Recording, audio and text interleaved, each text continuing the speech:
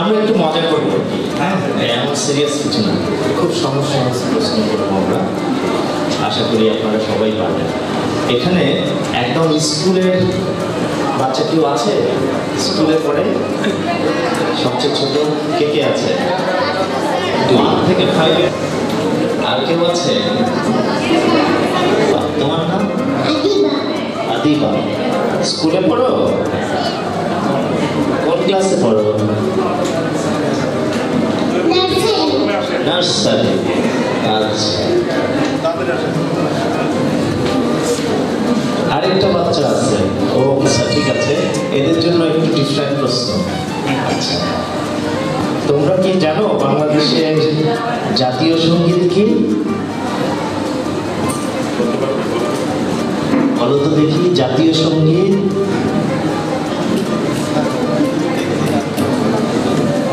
পিটিতে কোনো গান গাও?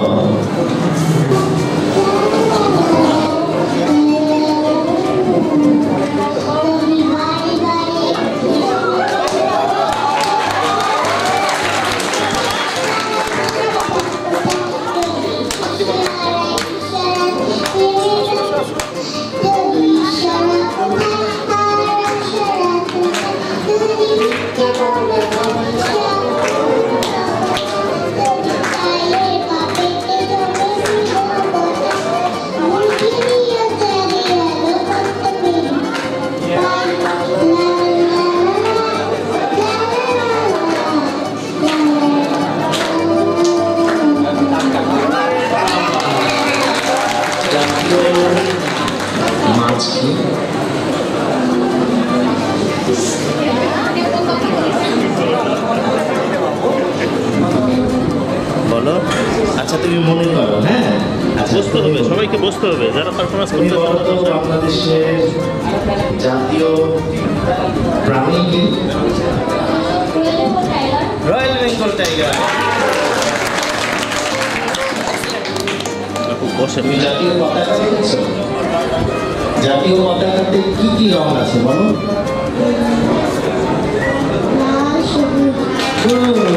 আচ্ছা, সবাই করে বাবা, এটা কে? এটা কে? তুমি হ্যাঁ, তোমার নাম বলো। তোমার নাম বলো, এটাই তোমার কাছে প্রশ্ন। বলো।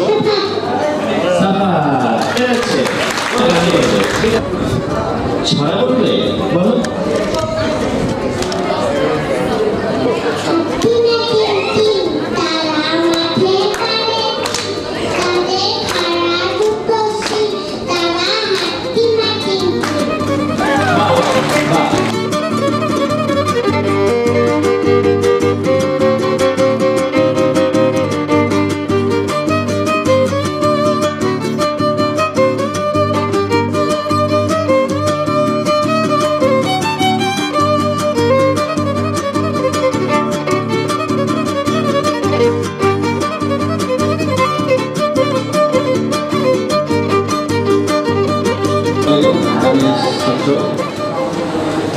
নাম রকি হোসেন। রকি হোসেন। আচ্ছা, কোন দেশ বাংলাদেশকে প্রথম স্বীকৃতি দিয়েছে? ভুটান। এখানে তো এটা নিয়ে কথা হয়েছে, এই কারণে আমি হাফ নিলাম, বাকি হাফের উত্তর দিতে হবে। ভুটান বাংলাদেশকে কবে স্বীকৃতি দিয়েছে? 6 ডিসেম্বর। 6 ডিসেম্বর স্বীকৃতি দিয়েছে বাংলাদেশ। এমনকি স্বাধীনতা মানে বিজয় অর্জন করার আগে, 16 ডিসেম্বর বিজয় অর্জন করার 10 দিন আগে 6 ডিসেম্বর স্বীকৃতি দিয়েছে। ওদের দুজনের জন্য দুটো পুরস্কার। ঠিক আছে, কেউ বলতে পারছে না। ছোট সিটি কর্পোরেশন কোনটি? বাংলাদেশের সবচেয়ে ছোট সিটি কর্পোরেশন। আচ্ছা, গাজীপুর সিটি কর্পোরেশন। হয় নাই? দর্শকদের মধ্যে থেকে বাংলাদেশের সবচেয়ে ছোট সিটি কর্পোরেশন।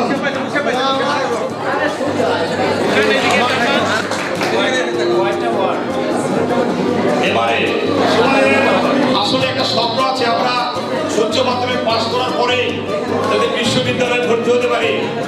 আগে বলুন রাজশাহী বিশ্ববিদ্যালয় কত সালে প্রতিষ্ঠিত হয়? কিছুদিন পরে আমাদের ভোট হবে, এমপি ইলেকশন হবে। আমার নওগাঁ জেলার বাসিন্দা, বলেন দেখি নওগাঁ জেলার কয়টি আসন আছে? সঠিক হয়েছে।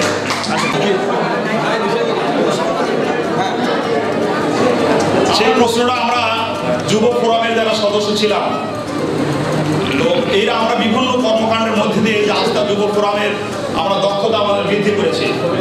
সেই সংক্রান্ত একটা প্রশ্ন আপনাদের জন্য, আপনারা কি করছেন? নেতা এবং মাতব্বরের পার্থক্য কি? নেতাকে সবাই মেনে চলে এবং মাতব্বরের কাজ হচ্ছে সবার মতামত নিয়ে যে মতামত দেয় বা যেটাকে চাপিয়ে দেয় সেটা হচ্ছে মাতব্বরের মতামত নিয়ে এটাকে চাপিয়ে দেয়। আর নেতা হচ্ছে সবাই যে নেতা মানে তার মতামত সবাই মেনে চলে। নওগাঁ জেলায় বেশ কয়েকটা ইউনিয়ন আছে, সংসদ আছে, সেখানে সংরক্ষিত আসন আছে। তো সংসদের সংরক্ষিত আসন কয়টি? হিসেবে কে পরিচিত বাংলাদেশে বলতে পারেন? 24-এর যে কোনো দিনটিকে কত তারিখকে স্বেচ্ছাসেবী দিবস বলা হয়? সঠিক হয়েছে।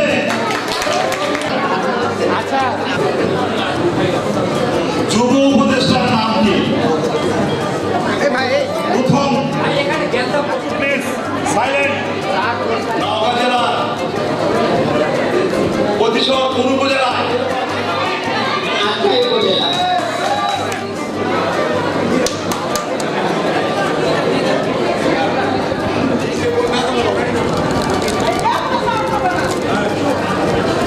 নওগাঁ জেলার কোন উপজেলায়?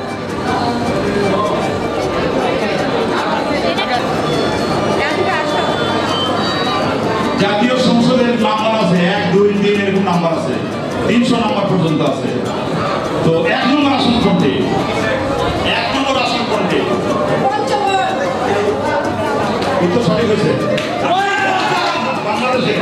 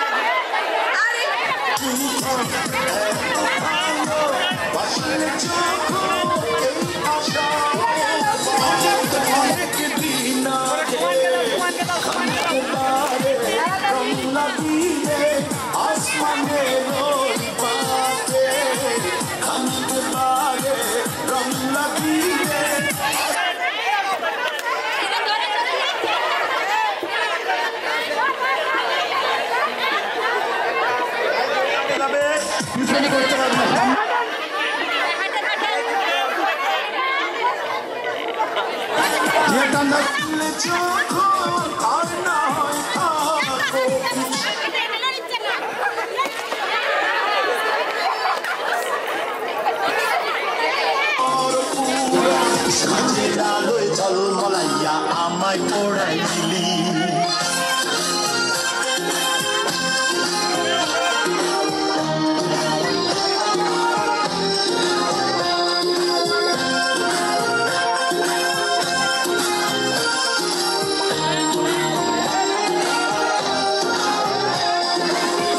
বালু আর সিমেন্ট দিয়া ঘর বানানো যায়, সেই ঘরেতে যায় না থাকা। আচ্ছা গানটা একটু স্টপ থাক, একটু স্টপ থাক।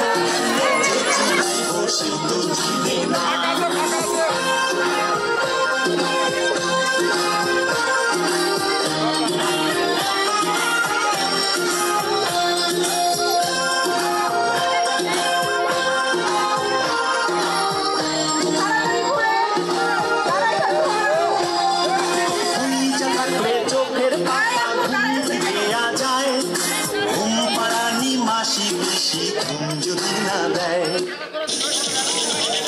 ভিখারি আমি বাবু তাড়াতাড়ি ধরে আশায় তার থাকি এই না দেখা কই না কথা শুভঙ্করের ফাঁকি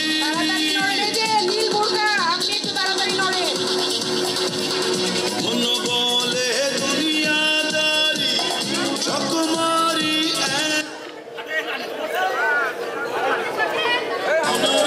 বলি চোখ ঘুমেইলা কি দেখলা মন বলে দুনিয়া চেয়ারের কাছে দাঁড়ায় থাকা যাবে না।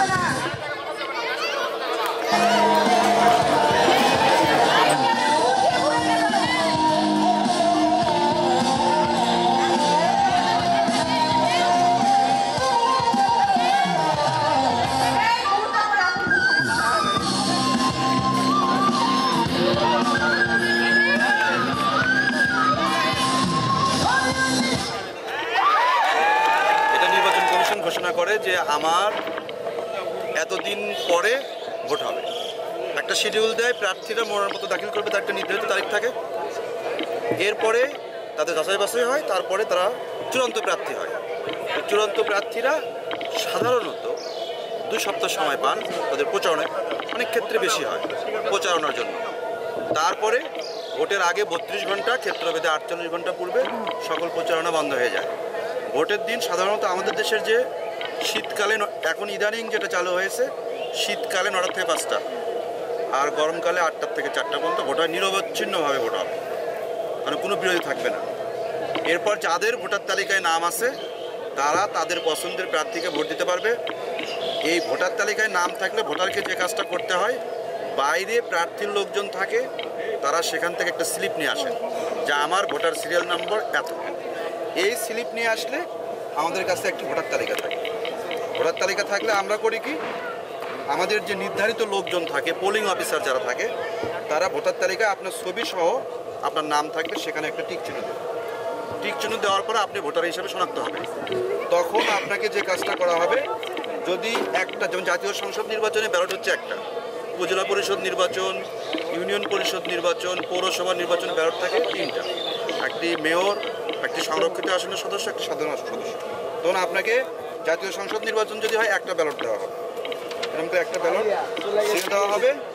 সাধারণত পোলিং অফিসাররা এই ব্যালট ছিঁড়ে দেওয়ার আগে আপনার কাছ থেকে এই মুড়িপত্রে কমপক্ষে স্বাক্ষর আর ভোটার নাম্বারটা লেখেন, তারপর এটা ছিঁড়ে দিবেন এবং দেখতে হবে এর পিছনে এরকম সিল সহ স্বাক্ষর দিচ্ছে কিনা। এইটা নিয়ে গিয়ে আপনি গোপন কক্ষে গিয়ে আপনার পছন্দের প্রার্থী, একজন প্রার্থীকে তার প্রতীকের উপর সিল দিয়ে, এইটা হচ্ছে এইভাবে সাধারণত এক সাইডে প্রার্থীর নাম, এক সাইডে প্রতীক থাকে, লম্বা করে ভাঁজ করে দিলে, দেওয়ার পরে শুধু এটাই কাজ নয়, এটা দেওয়ার পরে আপনাকে স্বচ্ছ ব্যালট বাক্সে দিতে হবে। এই হচ্ছে আপনার ভোটিং প্রসেস। এখন গ্রহণযোগ্য হয় না, কারণ ভোট দিতে গেলে অন্যতম শর্ত হচ্ছে, যদি কোনো ভুল ইনফরমেশন বা কোনো কষ্ট পেয়ে থাকেন তাহলে ক্ষমা করবেন। আমি বিদায় নিচ্ছি। আমাদের যেটা বর্তমান সার্ভিস যেটা আছে, যদি কারো জন্ম তারিখ 1 জানুয়ারি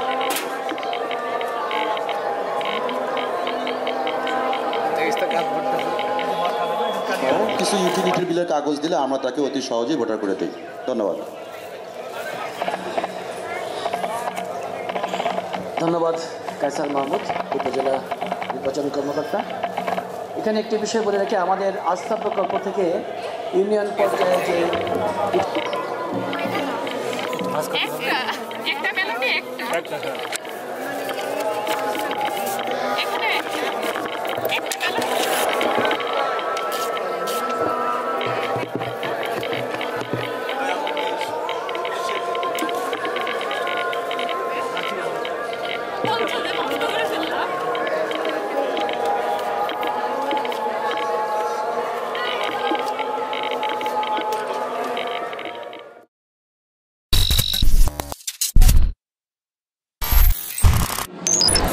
আজকের এই সেমিনারে গণতন্ত্র প্রাতিষ্ঠিকরণের যুবদের ভূমিকা শীর্ষক কি নোটটি আপনাদের সামনে আমি দেওয়ান মতিউর রহমান সাধন, সদস্য নাগরিক প্ল্যাটফর্ম, উপস্থাপন করছি। গণতান্ত্রিক প্রাতিষ্ঠিকরণে যুব অংশগ্রহণ এবং করণীয় শীর্ষক আলোচনা সভা আয়োজনে আস্থা যুব ফোরাম ও নাগরিক প্ল্যাটফর্মের সদস্যবৃন্দ, বাস্তবায়নে ডেমোক্রেসি ওয়াচ। বেসরকারি উন্নয়ন সংস্থা ডেমোক্রেসি ওয়াচ 1995 সাল থেকে দেশে গণতন্ত্র ও সুশাসন প্রতিষ্ঠার লক্ষ্যে কাজ করে যাচ্ছে। সংস্থাটি এই লক্ষ্যে গবেষণা, প্রশিক্ষণ, বিভিন্ন ইনস্টিটিউট সেমিনার, বিতর্ক, হার্ড কোশ্চেন সেশন, গণতন্ত্র উৎসব, স্থানীয় সরকার উৎসব, পোস্টার প্রদর্শনী, গণশুনানি, ডায়লগ, র্যালি, নির্বাচন পর্যবেক্ষণ, স্থানীয় সরকারের জনপ্রতিনিধি ও যুবদের প্রশিক্ষণ, জেন্ডার সহ নানামুখী সচেতনতামূলক কর্মসূচি গ্রহণ করে আসছে। ডেমোক্রেসি ওয়াচ তার সকল কর্মসূচিতে সমাজের বিশেষত তরুণ ও নারীদের ক্ষমতায়ন ও দক্ষতা বৃদ্ধি, স্থানীয় সরকার জনপ্রতিনিধিদের প্রশিক্ষণ ও জনসচেতনতার কাজের উপর জোর দেয়। এর ধারাবাহিকতায় ডেমোক্রেসি ওয়াচ সুইজারল্যান্ড সরকারের অর্থায়নে এবং রূপান্তরের কারিগরি সহায়তায় আস্থা নামক একটি প্রকল্প রাজশাহী বিভাগের নওগাঁ, জয়পুরহাট এবং চাঁপাইনবাবগঞ্জ জেলায় বাস্তবায়ন করছে।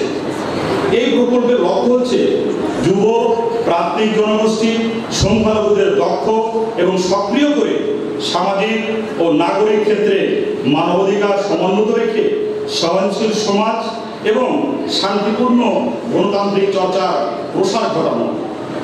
ইতিমধ্যে এই প্রকল্পের মাধ্যমে 720 জন যুবদের নাগরিক অধিকার, নেতৃত্ব, কিভাবে সমাজের স্বেচ্ছাসেবী হিসেবে কাজ করা যায়, অংশগ্রহণমূলক নিজস্ব উদ্যোগ গ্রহণ, অ্যাডভোকেসি, সামাজিক যোগাযোগ মাধ্যমের দক্ষতা, গণতন্ত্র ও সুশাসন বিষয়ে প্রশিক্ষণ প্রদান করেছে। বাংলাদেশের যুবদের অবস্থা এবং অবস্থান। বাংলাদেশে 2022 সালের আদমশুমারি অনুসারে মোট জনসংখ্যা 197 মিলিয়ন, 16,97 লক্ষ, যার মধ্যে রয়েছে সংখ্যাগরিষ্ঠ মুসলিম, হিন্দু, এছাড়াও হিন্দু, খ্রিস্টান, বৌদ্ধ, পাহাড়ি, ক্ষুদ্র নৃগোষ্ঠীও রয়েছে। বাংলাদেশে বিভিন্ন জনগোষ্ঠীর সহাবস্থান থাকা সত্ত্বেও বিভিন্ন পত্রপত্রিকায় পর্যালোচনা করলে দেখা যায় ক্রান্তিকাল সময়ে সামাজিক, অর্থনৈতিক ও রাজনৈতিক অস্থিরতা এবং প্রোপাগান্ডার কারণে কিছু অঞ্চলভিত্তিক সহিংসতা দেখা যায়। এ ধরনের সমাজ ব্যবস্থায় গণতান্ত্রিক চর্চা অব্যাহত রাখতে হলে ভবিষ্যৎ তরুণ প্রজন্মকে গণতন্ত্র এবং রাজনৈতিক চিন্তা চেতনায় সুশাসনের অন্যতম অংশীজন হিসেবে গড়ে তোলা জরুরি। বাংলাদেশের সংবিধানের মূলনীতিগুলির একটি হল গণতন্ত্র। উল্লেখ আছে যে প্রজাতন্ত্র হবে এমন একটি গণতন্ত্র যেখানে জনগণের মৌলিক অধিকারগুলো সমুন্নত থাকবে এবং সংবিধানের 28 অনুচ্ছেদে নিশ্চিত করেছে যে সকল মানুষ তার নিজ ধর্ম ও শিক্ষা গ্রহণে স্বাধীন, কাউকে কোনরূপ শর্তের অধীনে আনা যাবে না। বাংলাদেশ একটি গণতান্ত্রিক রাষ্ট্র। স্বাধীনতা পরবর্তী নানা উত্থান পতনের পর 1990-এর গণতান্ত্রিক আন্দোলন এবং 2024 সালে বৈষম্য বিরোধী আন্দোলনের যুবদের ভূমিকা ছিল বেশ গুরুত্বপূর্ণ। একই সঙ্গে জাতীয় নির্বাচন, স্থানীয় নির্বাচন সহ রাজনৈতিক কর্মসূচিতে সর্বস্তরের নাগরিক উৎসাহ উদ্দীপনার সঙ্গে অংশ নিচ্ছে। তাই দেশ ও সমাজ পরিবর্তনে তারাই পারে শক্তিশালী ভূমিকা রাখতে। বাংলাদেশের বর্তমান যুব সমাজ আগামী দিনের দেশ পরিচালনার মূল চালিকা শক্তি। বাংলাদেশের স্বাধীনতা, অর্থনৈতিক উন্নয়ন, নারীর ক্ষমতায়ন এবং রাজনৈতিক অঙ্গনে তরুণদের দারুণ সাফল্য আছে। তারপরও বিভিন্ন সময়ে সুশাসন ও গণতন্ত্র নানাভাবে ব্যাহত হয় এবং একই সাথে দেশের উন্নয়ন প্রক্রিয়া, মানবাধিকার ও নারীর ক্ষমতায়নকে প্রভাবিত করে।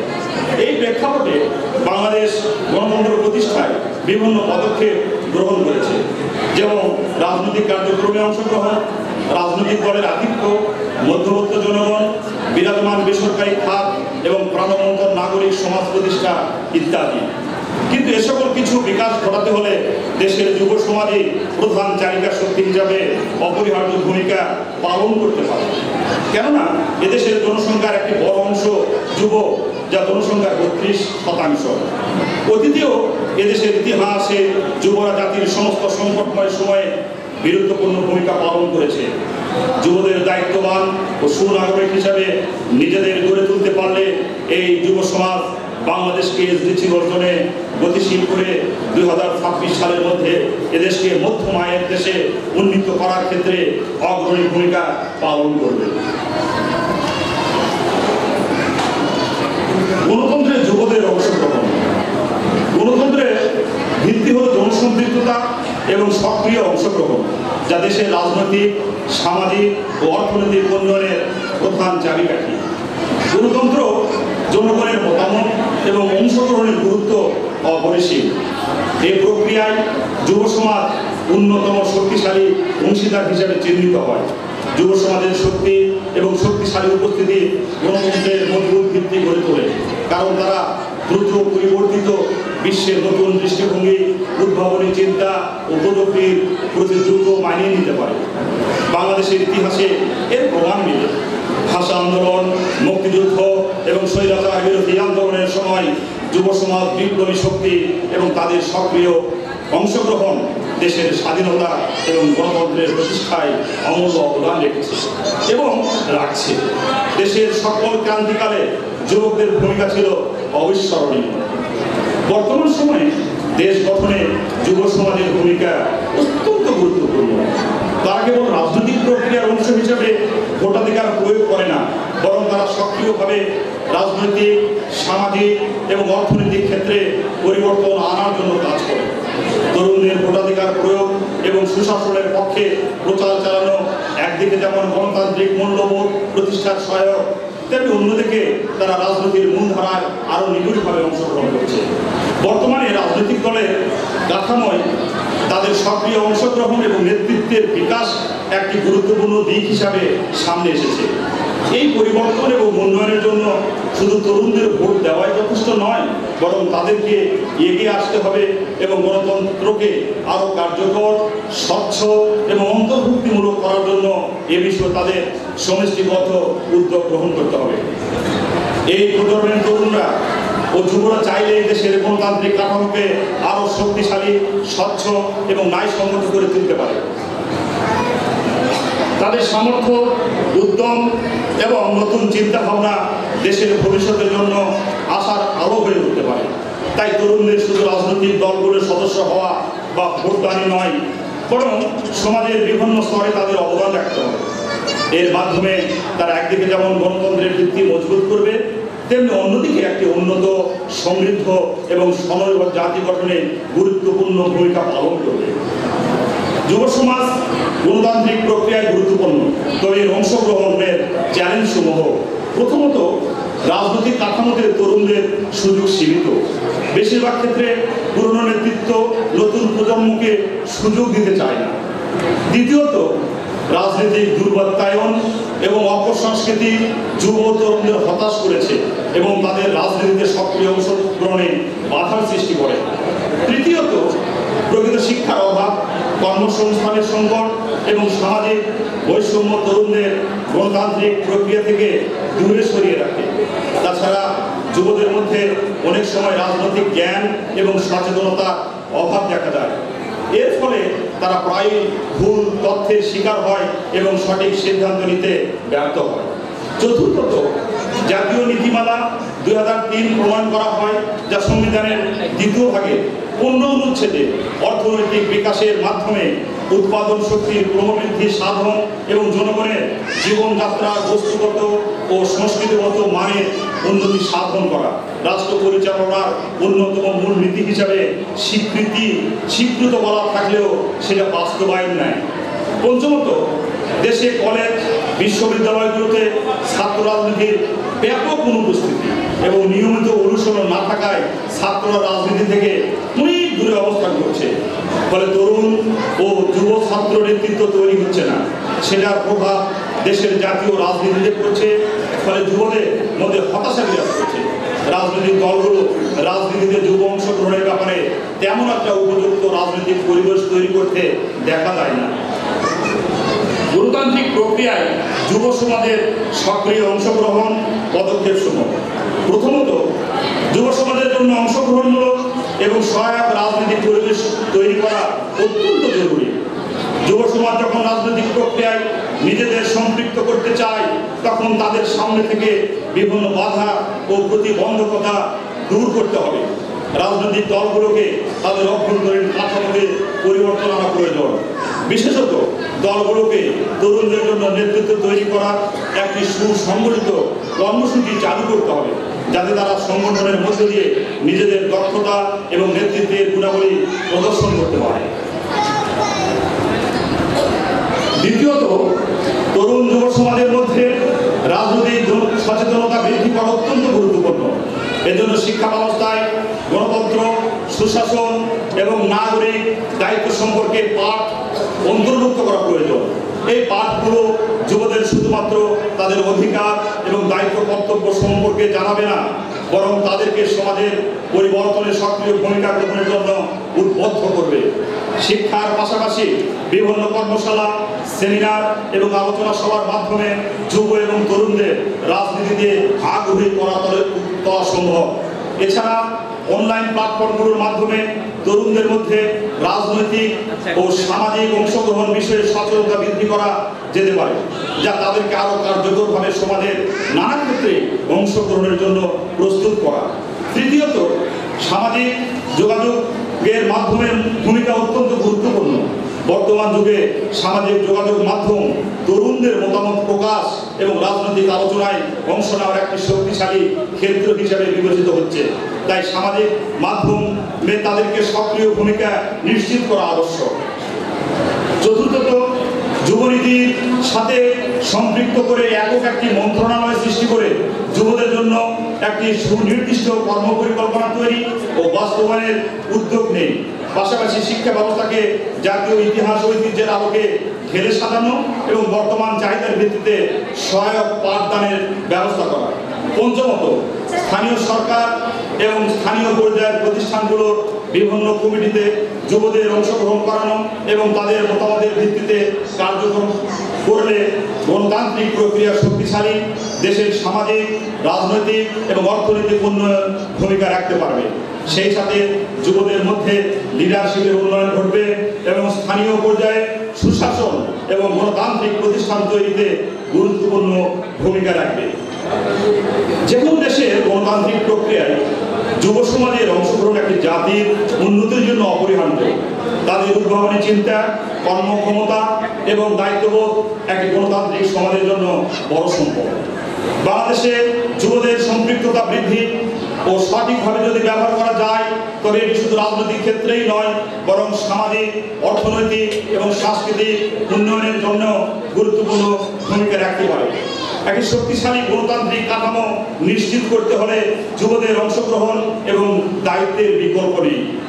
দক্ষ যুব, গর্ব দেশ, বৈষম্যহীন বাংলাদেশ, এই প্রতিবাদ্যকে ধারণ করে যুবদের অংশগ্রহণে গণতান্ত্রিক প্রাতিষ্ঠানিকরণগুলোকে আরও শক্তিশালী করি এবং সুশাসন নিশ্চিত করি।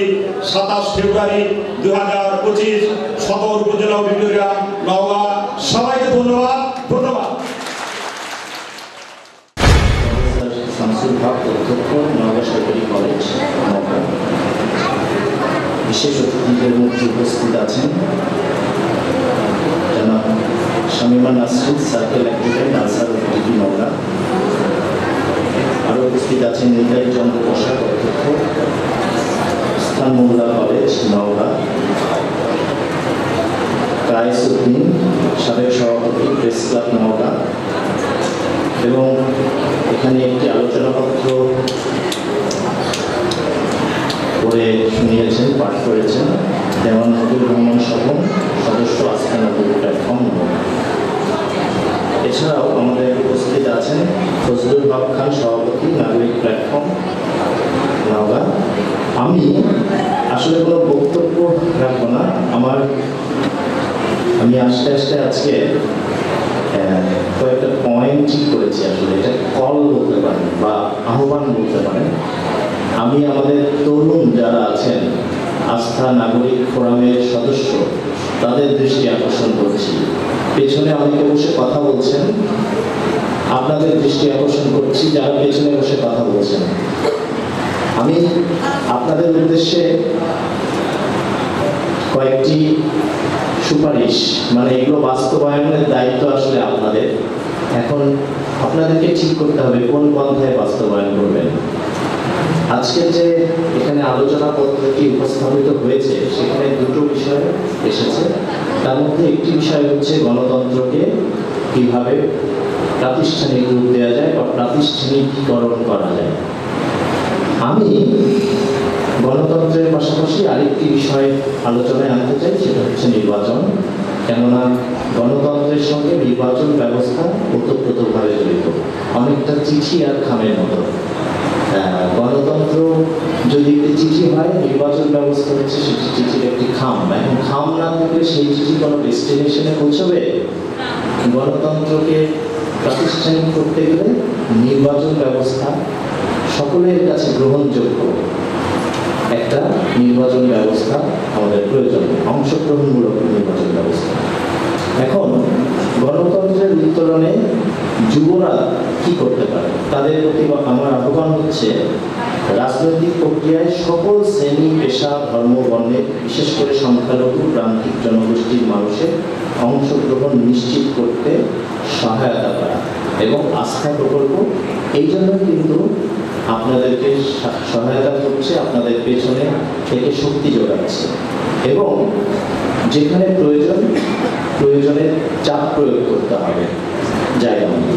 দ্বিতীয়ত, সংখ্যালঘু, আদিবাসী, প্রান্তিক ও প্রতিবন্ধী তরুণ, বিশেষ করে যারা পিছিয়ে আছে, আমাদের এই প্রক্রিয়া থেকে দূরে সরে আছে, গণতান্ত্রিক প্রক্রিয়ার মধ্যে নেই, তাদের সেবা এবং সুযোগের অধিকার বিষয়ে সচেতন করা, তাদের জন্য সেবা এবং রাষ্ট্রীয় যে সুযোগগুলো আছে সেগুলো নিশ্চিত করার ক্ষেত্রে একটা চালকের ভূমিকা, একটা সিঁড়ির মতো ভূমিকা পালন করা, একটা সেতুর মতো ভূমিকা পালন করা। 3, নারীর রাজনৈতিক ক্ষমতায়ন, শুধু নারী না, তরুণদেরও রাজনৈতিক ক্ষমতায়নের বিষয়ে সোচ্চার হওয়া। রাজনীতিতে বিভিন্ন পদে দেখবেন গুরুত্বপূর্ণ সিদ্ধান্ত গ্রহণকারী পদগুলোতে কিন্তু নারী এবং তরুণদের অংশগ্রহণ খুবই কম, সেখানে গুরুত্বহীন মনে করা হয় তাদেরকে। আমি মনে করি বা আমরা সবাই মনে করি এই বাংলাদেশে গণতন্ত্রের উত্তরণে তরুণদের একটা গুরুত্বপূর্ণ ভূমিকা রয়েছে, আমরা সেটা বারবার দেখেছি, তরুণরা বারবার প্রমাণ করেছে। সুতরাং রাজনৈতিক প্রক্রিয়াও সেখানে তাদের সিদ্ধান্ত গ্রহণ প্রক্রিয়ায় অংশগ্রহণ থাকা দরকার। গণতন্ত্রের উত্তরণের সাথে সংশ্লিষ্ট সকল সংস্কার কমিটির ন্যায়সঙ্গত ও প্রয়োজনীয় সুপারিশগুলো বাস্তবায়নে সোচ্চার থাকা, চাপ প্রয়োগ করা। ইতিমধ্যে অনেকগুলো কমিটি বা কমিশন গঠিত হয়েছে, আপনারা জানেন? তো এই যে সংস্কার কমিটি কমিশনগুলোর যে যুক্তিসঙ্গত, ন্যায়সঙ্গত যে সুপারিশগুলো আছে সেগুলো বাস্তবায়নের চাপ প্রয়োগ করতে হবে, আপনাদেরকেই করতে হবে। 5, জাতীয় ও স্থানীয় পর্যায়ে সকল সিদ্ধান্ত গ্রহণ প্রক্রিয়ায় তরুণ নারীদের অংশগ্রহণ নিশ্চিতকরণের পথে সংখ্যালঘু, আদিবাসী, প্রান্তিক, প্রতিবন্ধী জনগোষ্ঠীর সম্পৃক্ততা নিশ্চিত করতে হবে। এই জন্য আপনারা ভূমিকা রাখতে পারেন, কেননা যারা প্রান্তিকে আছেন, পিছিয়ে আছেন, যারা আপনাদের মতো এই ধরনের অনুষ্ঠানে আসার সুযোগ পাচ্ছেন না, তাদেরকে কি করে এগিয়ে আনা যায়, সেই জন্য আপনাদের একটা দায়িত্ব আছে। এবং পরিশেষে নির্বাচিতদের বা যারা নির্বাচিত হচ্ছেন তাদের একচ্ছত্র আধিপত্য এবং বিরোধীদের গঠনমূলক সমালোচনার পথ সুগম করতে ভূমিকা রাখে। অর্থাৎ বিরোধীরাও কিন্তু খুব একটা গঠনমূলক ভূমিকা রাখে না, এই জন্য আপনারা চাপ প্রয়োগ করবেন যেন কেউ একচ্ছত্র ক্ষমতার অধিকারী না হতে পারে। অন্যদিকে যারা বিরোধী দলে আছে বা বিরোধী অবস্থায় আছে তারা যেন গঠনমূলক সমালোচনা করে, তাহলেই গণতন্ত্রের পক্ষে একটা ইতিবাচক ভূমিকা রাখবে। নতুন করে কেউ আর ফ্যাসিবাদী হয়ে উঠতে পারবে না। এখন আসি নির্বাচন ব্যবস্থার ক্ষেত্রে। নির্বাচন ব্যবস্থার উত্তরণেও আপনাদের বেশ কিছু দায়িত্ব আছে, কিছু ভূমিকা আছে। সেটি কি? 1 নম্বর, নির্বাচনে প্রতিদ্বন্দ্বিতাকারী দলগুলোর কার্যক্রম পর্যবেক্ষণ করা। যারা যেই রাজনৈতিক দলগুলো নির্বাচনে প্রতিদ্বন্দ্বিতা করছে তাদেরকে একটি গভীরভাবে পর্যবেক্ষণের মধ্যে রাখা। প্রতিদ্বন্দ্বী প্রার্থীদের মধ্যে এলাকায় গুরুত্বপূর্ণ বিষয়ে নির্বাচনী বিতর্ক আয়োজন করা। যারা প্রার্থী হচ্ছেন তাদেরকে একসঙ্গে এসে একই স্টেজে একই বিষয়ে তাদের মতামত তুলে ধরতে হবে। তাহলে ভোটাররা বুঝতে পারবে কার মতামত বা কার ভবিষ্যৎ পন্থা বা করণীয়টা আপনাদের কাছে গ্রহণযোগ্য হয়, ভোটারদের কাছে গ্রহণযোগ্য হয়। 3, নির্বাচনী প্রচারণা ও ব্যয় পর্যবেক্ষণ করা। আমাদের দেশে দেখা যায় যে ওই নির্বাচনী প্রচারণা বা নির্বাচনী ব্যয়ের ক্ষেত্রে একটা আন্ডারটেকিং দিতে হয় প্রার্থীরা, সব প্রার্থীরাই একটা সব প্রার্থীরা একটা হলফনামা দেয়। কেউ লেখে 5 লাখ টাকা, 10 লাখ টাকা, অথচ কোটি কোটি টাকা খরচ করছে।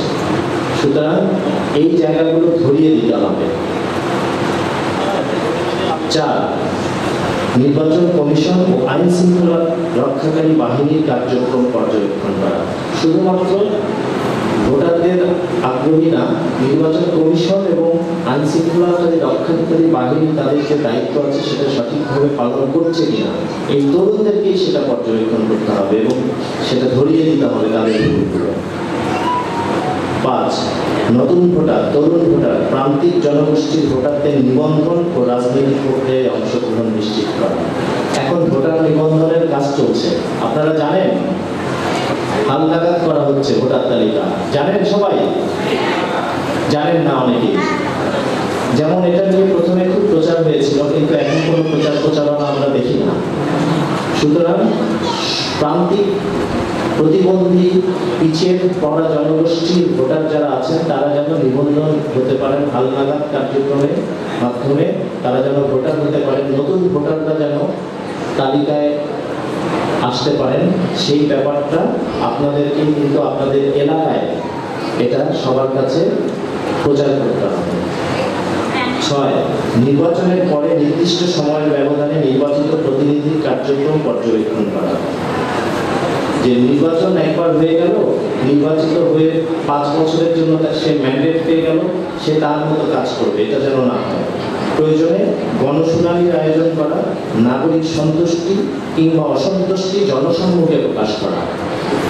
নাগরিকরা কতটুকু সন্তুষ্ট হচ্ছে নির্বাচিত প্রতিনিধির উপরে কিংবা কতটা অসন্তুষ্ট সেটাও প্রচার করা। এবং সর্বশেষে যিনি নির্বাচিত হচ্ছেন তাকেও চাপ প্রয়োগ করতে হবে যেন বাৎসরিক আত্মমূল্যায়ন, জনসম্মুখে আত্মমূল্যায়ন একটা ব্যবস্থা চালু হয়। তাহলে সে তার ভুলটা বুঝতে পারবে, তাকে নাগরিকরাই তার ভুল ধরিয়ে দেবে এবং সে যেন সঠিক পথে পরিচালিত হতে পারে, এলাকার উন্নয়নে সে যেন ভূমিকা রাখতে পারে। এই বিষয়গুলো আমার মনে হয় আমাদের যারা নাগরিক ফোরামের সদস্য, আমি ভুল বললাম, দুঃখিত, আমাদের যারা যুব ফোরামের সদস্য আছেন তাদের একটা গুরুত্বপূর্ণ কাজের মধ্যে পড়ে। এবং অন্যান্য তরুণ যারা আছেন, এখানে কয়টা উপজেলা? না, 11টা উপজেলার প্রতিনিধি আপনারা আছেন। 30 জন করে যদি হয় তাহলে 330 জন আপনারা যুব ফোরামের সদস্য আছেন। প্রতি 330 জনের মধ্যে প্রতিজন যদি 10 জন আপনার এলাকার, আপনার পাড়ার যুবককে আপনারা যদি সংগঠিত করতে পারেন তাহলে অনেক বড় একটা শক্তি, হাজার হাজার শক্তি, যুবকের শক্তি। তারা কি এই বিষয়গুলো একটু দেখতে পারবেন না? এই দায়িত্বটা আপনারা নিতে পারবেন না? সম্ভব কিনা? ধন্যবাদ সবাইকে। আজকের মাননীয় সভাপতি এবং অতিথিবৃন্দ যারা উপস্থিত আছেন আপনাদের সবাইকে ডেমোক্রেসি ওয়াচের পক্ষ থেকে কৃতজ্ঞতা এবং ধন্যবাদ জানাচ্ছি। উৎসব 2025 উপলক্ষে উপস্থিত রয়েছেন প্রধান অতিথি, বিশেষ অতিথি এবং আমাদের সকলের প্রিয় শ্রদ্ধেয় সম্মানিত সভাপতি, আমন্ত্রিত অতিথি ও উপস্থিত রয়েছেন যুব ফোরামের সকল যুব সদস্য সকলকে জানাই সালাম, আসসালামু আলাইকুম ওয়া রাহমাতুল্লাহি ওয়া বারাকাতুহু। এবং অন্যান্য ধর্মাবলী যারা রয়েছে সকলকে জানাই শুভেচ্ছা। আমি শাবানা, আস্থা যুব ফোরামের একজন সদস্য। আমি সহ আমার আরো রয়েছে যারা আমরা আমাদের উপজেলায় কাজ করছি আস্থা যুব ফোরাম থেকে। আমরা একদম কাজ করছি একদম সর্বনিম্ন জায়গা থেকে, কিভাবে আমরা যুবরা মিলে আমাদের সমাজটাকে আরো এগিয়ে নিয়ে যাওয়া যায়। আমরা বিভিন্ন উঠান বৈঠকের মাধ্যমে, বিভিন্ন মিটিং এর মাধ্যমে আমরা স্বেচ্ছায় সেবা করে আসছি এবং করে যাচ্ছি। সকল কিছু আমাদের শিখিয়েছে একদম হাতে ধরে আস্থা থেকে, এবং আমরা দেখছি যে আমরা দিন দিন এটা ভালো কিছুই হচ্ছে। তো আজকে আমাকে সুযোগ দেওয়ার জন্য সকলকে অনেক অনেক শুভেচ্ছা জানাতে এবং আন্তরিক কৃতজ্ঞতা জানাই আমি এখানে বলার সুযোগ পেয়েছি। আজকে এই প্রোগ্রামের মাধ্যমে আমাদের সকলের তরফ থেকেই আমার একটাই চাওয়া থাকবে, শুরুতেই আমি সেটা চেয়ে নিচ্ছি যে আমাদের উপজেলা ভিত্তিক বিভিন্ন যুব সংগঠন রয়েছে, সরকারি বেসরকারি যুব সংস্থা রয়েছে। আমরা চাই আমাদের আস্থা যুব ফোরাম থেকে প্রত্যেকটি সদস্য যেন সেখানে যুক্ত করা হয় এবং প্রত্যেকটি সদস্যকে যেন সদস্য হিসেবে সেখানে রাখা হয়। কেননা আমাদের দেশের যুবরাই পারে এই দেশটাকে সুন্দর ও সমৃদ্ধ করতে। কেননা আমাদের আস্থা যুব ফোরামেরা সবাই শিক্ষিত, বেশিরভাগই শিক্ষিত, এবং আমরা যেভাবে একদম কি বলবো মাঠ পর্যায়ে কাজ করছি, কিভাবে কোথায় কোন সুযোগ সুবিধা, কোন প্রশিক্ষণ নেওয়া যায়, আমরা যে স্বেচ্ছাসেবামূলকগুলো কাজ করছি তাতে আমরা দেখতে পাচ্ছি আমরা যুবরা অনেক উদ্যমী। তার যদি পরিপ্রেক্ষিতে প্রমাণস্বরূপ বলি, আমি নিজেকেই তুলে ধরছি। আমি একজন ছোট্ট উদ্যোক্তা। আমি যখন যুব ফোরামে যুক্ত হই তখন আমি একদম একেবারেই ছোট্ট, জাস্ট শুধু শাবানা নাম ছিল, কিন্তু এখন আমি স্যার বলতে পারি যে আমি একজন সফল উদ্যোক্তা। আমি কাজ করছি পাট পণ্য নিয়ে, পাশাপাশি শাড়ি পাঞ্জাবি নকশিকাঁথা, এর পাশাপাশি খাবার পণ্য নিয়ে কাজ করছি। আজকের আপনারা সবাই যে নাস্তাটা পেয়েছে সেটা কিন্তু আমাদেরই, এবং যে প্যারাশনিক ছিল আমাদের হাতে তৈরি করা। তো আলহামদুলিল্লাহ ডিসি অফিস থেকে শুরু করে, মহিলা অধিদপ্তর থেকে শুরু করে বেসিক প্রতিটা জায়গায় নিচ্ছে। তো আমরা চাচ্ছি আজকে এই অনুষ্ঠানের মাধ্যমে আমরা সকলের কাছে এটা আমাদের চাওয়া যে আমাদের আস্থা যুব ফোরামের সকল সদস্যকে প্রত্যেকটা যুব ফোরামে যুক্ত করা হোক, সেটা সরকারি বেসরকারি প্রত্যেকটা জায়গায়। কেননা আমি নিজেকে দিয়ে প্রমাণ করেছি, ঠিক আমার মতো আরো শাবানা রয়েছে। আজকে আমি জেলা ভিত্তিক, বিভাগীয় ভিত্তিক এবং জাতীয় পর্যায়ে কিন্তু জয়িতা, যেটা এখন বর্তমানে অদম্য নারী হিসেবে পরিচিত, আমি শ্রেষ্ঠ জয়িতা বা শ্রেষ্ঠ অদম্য নারী হিসেবে পুরস্কৃত হয়েছি। তো আমি চাই আমার মতো আরো যুব ফোরামের সদস্য রয়েছে, তারাও যেন এই কাজগুলো করে নিজেকে তুলে ধরতে পারে, মেলে ধরতে পারে নিজের ভিতরের গুণগুলো। ধন্যবাদ সবাইকে, ধন্যবাদ উপস্থিতি সকলকে অসংখ্য ধন্যবাদ জানিয়ে শেষ করছি। আসসালামু আলাইকুম ওয়া রাহমাতুল্লাহি ওয়া বারাকাতুহু। আমাদের আরেক উপজেলা যুব ফোরামের সদস্য নাইম।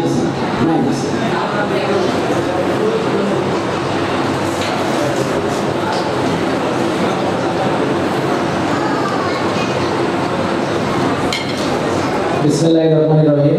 আজকের অনুষ্ঠানে প্রধান অতিথি, বিশেষ অতিথি, উপস্থিত নাগরিক প্ল্যাটফর্ম, যুব ফোরাম এবং আমার সামনে উপস্থিত সকল সদস্য, সকলের প্রতি জানাই আসসালামু আলাইকুম। আমি নাহিদ হাসান, আমি নওগাঁ জেলার একদম প্রত্যন্ত একটি উপজেলা, নিয়ামতপুর উপজেলা থেকে আসতেছি, এবং এত বড় একটা প্ল্যাটফর্মে যাচ্ছে কথা বলতে পেরেছি, এজন্য মহান রবের কাছে লাখ লাখ শুকরিয়া। কথা বলবো মূলত নিয়ামতপুরে যে আমরা কাজ করছি আস্থার প্রকল্পের যুব ফোরামে, প্রায় 2 বছর ধরে নিয়ামতপুরে কাজ করছি। যে জিনিসটা আমরা নিয়ামতপুরে বেশি দেখি, নিয়ামতপুরে মাদকের সমস্যা সবচেয়ে বেশি হচ্ছে। নিয়ামতপুরে বর্তমান অনলাইন ভিত্তিতে জুয়াগুলো চলতেছে, এই জুয়া সাইটগুলোতে সদস্যরা বা যুবকরা অনেক অ্যাক্টিভ হয়ে যাচ্ছে, যার কারণে আগামীতে এই জুয়াগুলোতে যাওয়ার জন্য অনেক পরিবার নষ্ট হয়ে যেতে পারে। আমি আরেকটি তথ্য, রিসেন্টলি একটা জরিপ কাজ শেষ করলাম নিয়ামতপুরে 56টি ওয়ার্ডে। ইউনিয়ন পর্যায়ে যে তথ্যগুলো রয়েছে, বিভিন্ন সেবার তথ্যগুলো ইউনিয়ন পর্যায়ে যেগুলো আসে সেগুলো আসলে সব মানুষ জানতে পারে না। মাত্র 50 টাকার একটা জন্ম নিবন্ধন ডিজিটালাইজ নেয়ামাতপুরে কিছু কিছু জায়গায় 5000 টাকা করে নিয়েছে। এই তথ্যগুলো জানানোর জন্য যদি কোনো ব্যবস্থা থেকে থাকে আগামীতে সেই লক্ষ্যে কাজ করার চেষ্টা করবো। আর বিশেষ করে নির্বাচন ক্যাম্পাসগুলোতে 18 বছরের নিচে যাতে করে কেউ যুক্ত না হয়, যেমন মিছিল মিটিং পোস্টার লাগানো থেকে শিশু বা ভোটার হয়নি এমন বয়সীরা দূরে রাখতে হবে। তবে আমরা আমাদের যুব শক্তি আগামীতে আরো শক্তিশালী হবে। ধন্যবাদ। উপস্থিত হয়েছেন কায়সার মাহমুদ, উপজেলা নির্বাচন কর্মকর্তা, সদর উপজেলা। ওনাকে মঞ্চে আসার কথা আমি আহ্বান জানাচ্ছি।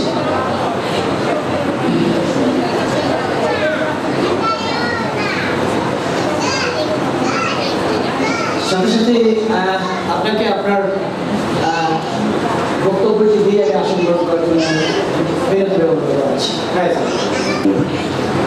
আজকে যুব ফোরাম ও নওগাঁ নাগরিক প্ল্যাটফর্ম এর আয়োজনে আজকের যে গণতন্ত্র উৎসব, আমাদের গণতন্ত্র প্রাতিষ্ঠানিকরণে যুব সমাজে আলোচনা সভায় উপস্থিত আছেন সম্মানিত প্রধান অতিথি, বিশেষজ্ঞবৃন্দ এবং এই অনুষ্ঠানে যারা আয়োজক এবং সামনে যারা বসে আছেন এই অনুষ্ঠানে অংশগ্রহণকারীবৃন্দ, সকলকে আমি আজকে শুভেচ্ছা জানাচ্ছি এবং স্বাগত জানাচ্ছি। গণতন্ত্রের আমি আসলে একজন হিস্ট্রিয়ান, আমি হিস্ট্রি নিয়ে পড়াশোনা করেছি। তো আমি পলিটিক্যাল সায়েন্সের যে গণতন্ত্র বলে, এই গণতন্ত্রের আমি একটি ছোট্ট ডেটা দিয়ে আমি শুরু করতে চাই। তা আমি যতটুকু রাষ্ট্রবিজ্ঞান পড়েছি, এই গণতন্ত্রের ফার্স্ট অ্যান্ড ফরমোস্ট কন্ডিশন, প্রধান এবং পূর্ব শর্ত হচ্ছে আইনের শাসন। এই আইনের শাসন যদি নিশ্চিত হয় তবে গণতন্ত্র অনেকখানি উন্নত হয়ে যায়। এই আইনের শাসনের একটা উদাহরণ হলো, সেটা হলো যে রাষ্ট্রের সবচাইতে ক্ষমতাধর ব্যক্তি এবং রাষ্ট্রের একেবারেই প্রান্তিক জনগণ উভয়ের সন্তান যদি অপরাধ করে তাহলে কি হবে? তাহলে আইনে সমান অপরাধ চিহ্নিত হবে, আইনের আশ্রয় হবে, সমান সুযোগ থাকবে এবং সমান শাস্তি থাকবে। আর এই গণতন্ত্রের সাথে আরেকটা জিনিসের আমাদের সম্পর্ক যুক্ত আছে, যেমন স্বাধীনতা। এই স্বাধীনতার সঙ্গে আমি খুব বেশি বলতে পারবো না। আমার এখানে যে বিজ্ঞজনরা আছেন তারা আমার চেয়ে অনেক ভালো জানেন। আমি যদি ভুল করে থাকি আপনারা ক্ষমা করে দেবেন। স্বাধীনতার সঙ্গে হলো অন্যের অসুবিধা না করে নিজে সকল প্রকার সুযোগ সুবিধা ভোগ করানো হচ্ছে স্বাধীনতা। এবং এই স্বাধীনতা একদিকে যেমন দেশের আইন বিধি রয়েছে, অন্যদিকে তেমনি সামাজিক রীতিনীতি, ধর্মীয় রীতিনীতি সব কিছু এর মধ্যে সংযুক্ত হয়েছে। সুতরাং আমি ইচ্ছে করলে এখানে সেখানে যা কিছু বলতে পারি না, যদি আমার মত প্রকাশের স্বাধীনতা রয়েছে। আমার হাতে কলম আছে বলে আমি ইচ্ছে করলে অনেক কিছু লিখতে পারি না। আমি জেলা নির্বাচন অফিসার নওগাঁর পক্ষে এখানে কথা বলছি। মূলত অতিথি ছিলেন উনি। আমাদের নির্বাচন অফিসে বেশ কিছু কাজ রয়েছে। সেই কাজের মধ্যে একটা হচ্ছে আমরা ভোটার নিবন্ধন করি। গত 20 তারিখে আমরা নতুন ভোটারের নিবন্ধন শেষ করেছি। আমি এই চাকরিতে যোগদানের প্রায় 1 যুগ পার হয়ে গেছে। এই ভোটারদের যে জাতীয় পরিচয়পত্র পাওয়া, ভোটার হওয়ার একটা শর্ত হচ্ছে যদি কেউ ভোটার হয় তার বাই প্রোডাক্ট হিসেবে নির্বাচন কমিশন একটি জাতীয় পরিচয়পত্র দিয়ে যায়। আমাদের দেশে বর্তমানে বিভিন্ন সেবাদানকারী সংস্থা বা প্রতিষ্ঠানে এই জাতীয় পরিচয়পত্র দাখিল করা মোটামুটি 95% প্লাস বাধ্যতামূলক হয়ে গেছে। মাঝে মাঝে জন্ম নিবন্ধন, পাসপোর্ট, ড্রাইভিং লাইসেন্স এগুলো থাকে। আমাদের নওগাঁ সদরে আশানুরূপে খুবই কাছাকাছি 4.93% আমরা ভোটার করেছি, নিবন্ধন করেছি। উচ্চ করা হয়েছিল এবং এখানে যারা ভোটার আছেন কিনা জানি না। এই গণতন্ত্রের এইটা হচ্ছে আরেকটা দিক, সেটা হচ্ছে ভোটাধিকার। আজকের মূল প্রতিপাদ্য বিষয় হচ্ছে গণতন্ত্র প্রাতিষ্ঠানিকরণে যুব অংশগ্রহণ বিষয়ক আলোচনা সভা। আমাদের এখানে অনেকেই ইয়াং এজের আছেন, এখানে বিজ্ঞজনরা রয়েছেন। সুতরাং আমি সবাইকে বলবো যে আমরা বর্তমানে যেটা দেখছি, তরুণ প্রজন্ম তারা অন্যায় প্রতিবাদ করতে আরো বেশি করে শিখে গেছে। সেই সাথে তরুণদের প্রতি আমার একটা আহ্বান রয়েছে, সেটা হলো যে আমাদের যে প্রিন্সিপাল বিজনেস বিশেষ করে স্টুডেন্টদের, সেটা হচ্ছে পড়াশোনা করা। এই পড়াশোনা করা ব্যক্তি রেখে আমার কোনোটাই আমার জন্য প্রধান কাজ হতে পারে না। তা আমি অংশগ্রহণকারী সকলকে আহ্বান করব যে এই গণতন্ত্রের সাথে থাকলে, গণতন্ত্রের পথে হাঁটলে, গণতন্ত্রকে সমুন্নত রাখতে সকলে ঐক্যবদ্ধভাবে চেষ্টা করলে এই গণতন্ত্রের সাথে সুশাসন নিশ্চিত হয়ে যাবে। আমরা ভালো থাকবো, শান্তিতে থাকবো, সকলে মিলেমিশে থাকবো এবং একটি সুখী সমৃদ্ধ বাংলাদেশ গড়ে উঠবে বলে প্রত্যাশা করে আমার বক্তব্য যদি কোনো ভুল ইনফরমেশন বা কোনো কষ্ট পেয়ে থাকেন তাহলে ক্ষমা করবেন। বাকি জানিয়েছি। আসসালামু আলাইকুম। গণতন্ত্র উৎসব 2025 আলোচনা সভার সম্মানিত সভাপতি, প্রধান অতিথি এবং উপস্থিত আস্থা যুব ফোরামের সকল সদস্যবৃন্দকে আমার সালাম, আসসালামু আলাইকুম। আমি মোসাম্মদ সালমান হাসেন, সার্কেলের দিকেন আনসার বিল্ডিং নওগাঁ থেকে এসেছি। আমি প্রথমে বলতে চাই, তরুণ তরুণীরা পারে দেশকে বদলাতে। আমরা আনসার বিডিবি থেকে প্রত্যেকটা উপজেলাতেই আমরা প্রত্যেকটা গ্রামই প্রশিক্ষণ দিয়ে থাকি 32 জন ছেলে এবং 32 জন মেয়ে। তারা প্রত্যেকেই কিন্তু তরুণ তরুণী, 18 থেকে 25 বছর বয়সে। এবং আমরা এখানে বিভিন্ন রকমের কলা কৌশল শিখিয়ে থাকি। অস্ত্র পরিচালনা কিভাবে করতে হয়, নিজের আত্মরক্ষা কিভাবে করতে হয়, আমরা এগুলো কলা কৌশল শিখিয়ে থাকি। তবে আমি শুধু ছেলেরা, মেয়েদেরও বলতে চাই, মেয়েদের সবসময় পিছিয়ে থাকতে হয়। কেন? আমরা তো লেখাপড়ায় পিছিয়ে নাই, কেন সম্মানে আমরা পিছিয়ে থাকবো, কাজের ক্ষেত্রে কেন পিছিয়ে থাকবো? তাই আমরা আমাদেরকে এগিয়ে নিয়ে যাওয়ার জন্য কলা কৌশলগুলো শিখতে চাই। আমরা আমাদের কলা কৌশলগুলো যদি ছেলেদের মতোই শিখতে পারি, তাহলে ছেলেরা যদি এগিয়ে যায়, তাহলে আমরা মেয়েরা কেন এগিয়ে যেতে পারবো না? আমাদের মূল্য কেন কমে যাবে? এই জন্য আমি এখানে আসে যা বুঝতে পারলাম যে এই ফোরামে যারা সদস্য তারা কিন্তু স্বাবলম্বী হওয়ার চেষ্টা করে এবং স্বাবলম্বী হয়, এবং তাদেরকে দেখে একজনের দেখে আরেকজন কিন্তু স্বাবলম্বী হওয়ার চেষ্টা করে। এরকম আমাদের আনসার বিডিবিতেও কিন্তু এরকমই, তাই যে শুধু ছেলেরাই স্বাবলম্বী হবে তা কিন্তু না, মেয়েরাও স্বাবলম্বী হবে। এবং মেয়েদেরও সাহস কিভাবে জোগাড় হয় আমরা সেই প্রশিক্ষণটা দিয়ে থাকি। এখানে যারা আসছেন, মেয়েরা আসছেন এবং ছেলেরা আসছেন, সবাই সাহসী। যদি আমরা সাহসী না হই তাহলে আমরা দেশকে এগিয়ে নিয়ে যেতে পারবো না। প্রত্যেকটা কাজের ক্ষেত্রে কিন্তু সাহস প্রয়োজন। সাহস থাকলেই ক্ষুদ্র ক্ষুদ্রভাবে কিন্তু কঠিন হয়ে ওঠা যায়। তাই আমি মনে করি যে আমি একজন মেয়ে হয়ে শুধু মেয়ে না, ছেলেদেরও বলতে চাই, আপনারা নিজেদের সাহসটাকে ধরে রাখুন এবং দেশটাকে সুন্দরভাবে গড়ে তোলার জন্য সামনের দিকে দেশটা কিভাবে সুন্দরভাবে এগিয়ে যাবে সে নিয়ে চেষ্টা করুন। সবাই ভালো থাকুন, সবার সুস্বাস্থ্য কামনা করি। ধন্যবাদ সবাইকে। আসসালামু আলাইকুম। মনে কোনো আশা জাগায় না। আব্রাহাম লিঙ্কনের যে গণতন্ত্রের কথা, of the people, for the people, by the people, Abraham Lincoln গণতন্ত্রের সংজ্ঞা দিয়েছিলেন। এখন মনে হয় অফ দি পলিটিশিয়ান অ্যান্ড মুসলমান, ফর দি পলিটিশিয়ান মুসলমান, বাই দি পলিটিশিয়ান মুসলমান গণতন্ত্র আমার মনে হয়েছে। যাই তবুও আশা আমাদের রাখতে হবে। দেশটা আমাদের, অনেক প্রত্যাশা নিয়ে, অনেক রক্তের বিনিময়ে আমরা বাংলাদেশটাকে স্বাধীন করেছিলাম, নিজেরা পরিচালিত করবো বলে। বাংলাদেশের মানুষ বাংলাদেশকে বাঙালিরাই নেতৃত্ব দেবে, শাসন করবে, এই প্রত্যাশা নিয়ে ৭১-এর মহান মুক্তিযুদ্ধের মধ্য দিয়ে স্বাধীনতা অর্জন করেছিলাম। কিন্তু গণতন্ত্র যেটিকে বোঝায়, পরবর্তীতে যারা ক্ষমতা বা দেশ শাসন করেছে তাদের মধ্যে গণতন্ত্রটা প্রতিষ্ঠার ক্ষেত্রে, আমরা যেটাকে বলি প্রাতিষ্ঠানিক রূপ দেওয়ার ক্ষেত্রে, সদিচ্ছার কোনো রাজনৈতিক দলের ছিল না। সেই জন্য যে গণতন্ত্র, বিশেষ করে গণতন্ত্র অনেক ক্ষেত্রে ব্যবহার হয়, সবচেয়ে উপযোগী এবং যোগসই যে ব্যবহারের জায়গা সেটি হচ্ছে রাষ্ট্র পরিচালনার ক্ষেত্রে, এবং সেটা যারা বেশি প্রতিফলন ঘটাবে সেটি হচ্ছে রাজনৈতিক দল, রাজনৈতিক নেতা, রাজনৈতিক কর্মীরা। এইটি আমাদের এই স্বাধীনতার পর থেকে আমরা তেমন কোনো প্রভাব ফেলতে পারিনি। যদি তাই হতো তাহলে সেই এর সময় যে স্বৈর শাসক সেই আন্দোলন হতো না, পরবর্তীতে জনতার মঞ্চ হতো না।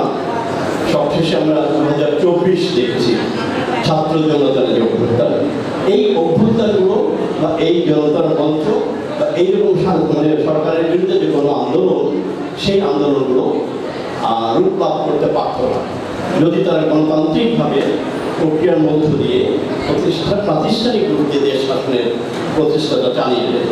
যার জন্যই এখন নানা প্রশ্ন, নানা রকমের অনুভূতি, আমাদের প্রতিক্রিয়া সাধারণ মানুষের মধ্যে প্রতিফলিত হচ্ছে।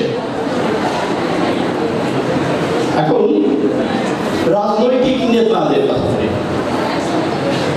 রাজনৈতিক নেতাদের মধ্যে মানে শুধুমাত্র ক্ষমতায় যাওয়া, ক্ষমতা গ্রহণ করে দেশ শাসন করবার যে প্রত্যয়, সেটি আমরা লক্ষ্য করি, কিন্তু তাদের মধ্যে কোন মেধা, মননশীলতা, এগুলোর উপস্থিতি আমরা টের পাই না। যদি গণতন্ত্রকে সঠিক পাতায় প্রতিষ্ঠিত করতে হয়, তাহলে অবশ্যই একজন রাজনৈতিক নেতাকে বা রাজনৈতিক কর্মীকে প্রশিক্ষিত হতে হবে।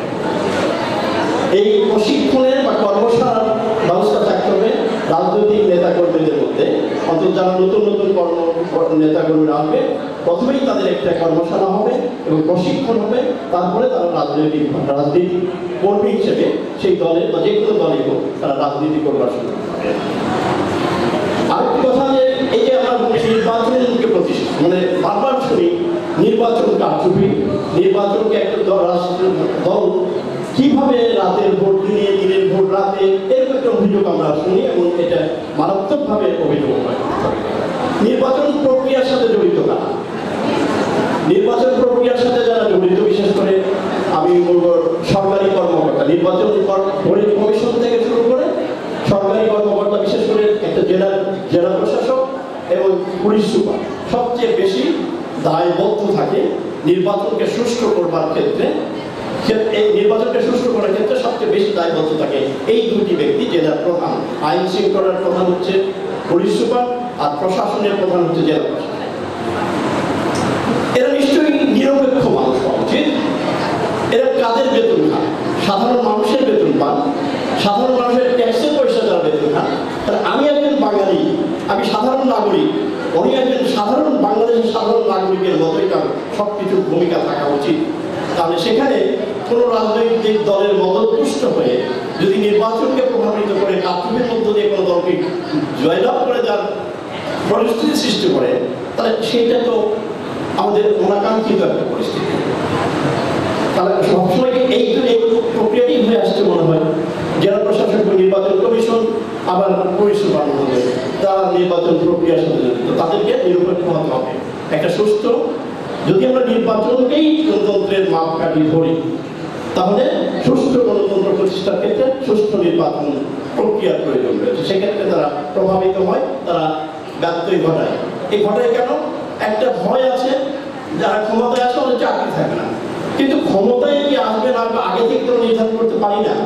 এটা সঠিক নির্বাচনের মধ্যে যে দলই ক্ষমতায় আসুন, ক্ষমতায় আসার পরে তার চাকরি নেই, কোনো ভয় থাকার কথা না। আমি মনে করি এটা একটা অযৌক্তিক এবং অযৌক্তিক একটা ধারণা এই প্রশাসনের কর্মকর্তা।